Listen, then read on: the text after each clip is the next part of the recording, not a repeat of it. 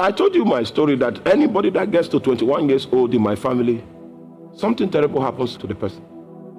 Our firstborn became 21 years old in University of Jos. He became schizophrenic.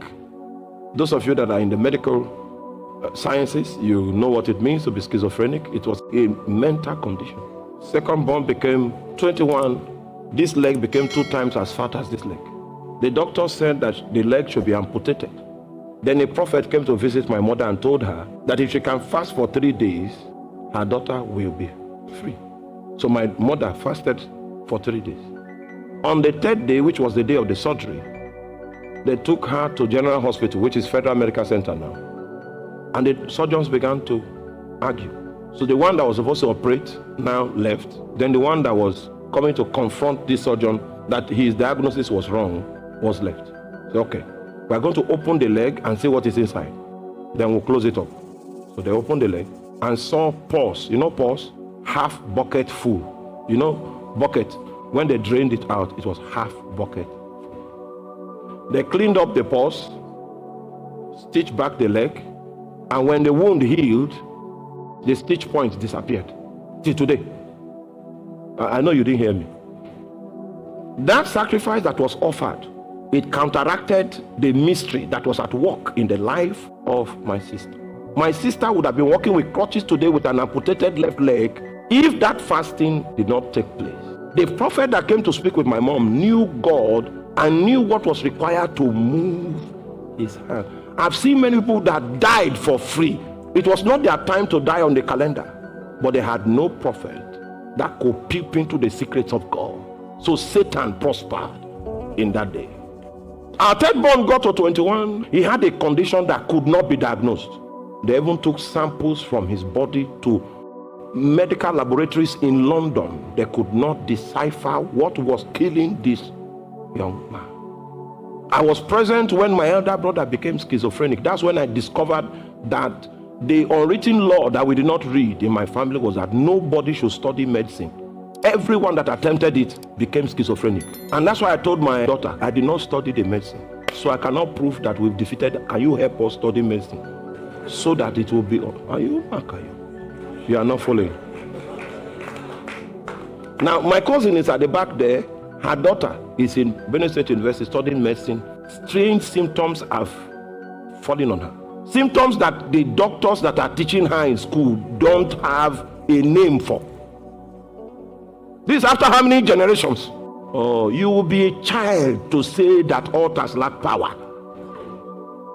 The examples I'm giving you is of living people, living human beings. I'm not reading from textbooks. So brilliant. But the day she now enters medicine, we didn't even know she would be able to write the last exams. She came and she even passed. I said, you passed? Okay. You will be a doctor. If God has chosen you to be the one to interpret this parable, there's a parable there. Oh man. Some of you don't know your history. I know my own. Because I wanted to fight, I had to go get knowledge. They took her to Abuja, put some things at, like the kind of things they put on Robocop. And after we spent all that money, they did not come up with any diagnosis. You want to use physical equipment to find spiritual things. I was standing before my brother who was in 300 level medicine. He ran mad before my face. I'm an eyewitness. Those things were the things that made me go into the forest to look for God. 200 and something days of fasting. That kill me if you will not come out. Most of you have not grown restless enough. Who told you that I was supposed to die at 10 years? Yes, I actually died. I will tell you that story in some time to come. Everywhere was dark. Let one necromancer arise in your family, there will be darkness forever. Except a priest of light comes.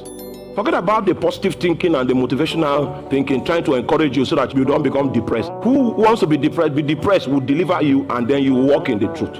Because without the truth, you can never be delivered. A motivational preacher will say, you look fine. Then you tell yourself, I look fine. I look fine. I look fine. Wake up. Wake up. Life is spiritual. That psychological treatment, we did it. I did it more than you. I will go on a football field and I will be speaking to myself. They say it's faith declaration. The altar was even angry that I was talking. So I told God, it's time for you to kill me or make me wise. Make me understand the language that you speak. Because in a fasting and prayer like this, he said, someone in your family is going to die. I said, is there no way for the person to be redeemed? No, he said, the cup of iniquity is full. I said, yeah. He said, that's why he didn't speak all this while. He was waiting for that cup to be full so that they can begin judgment. I said, okay. So I called my brother. I said, somebody's about to die. That death is coming. But this death is not a bad death. It's a good one that will pave way for the things that God wants to do. Indeed, that death came. And then people began to rise. The last of the necromancers was cut off. Oh my God.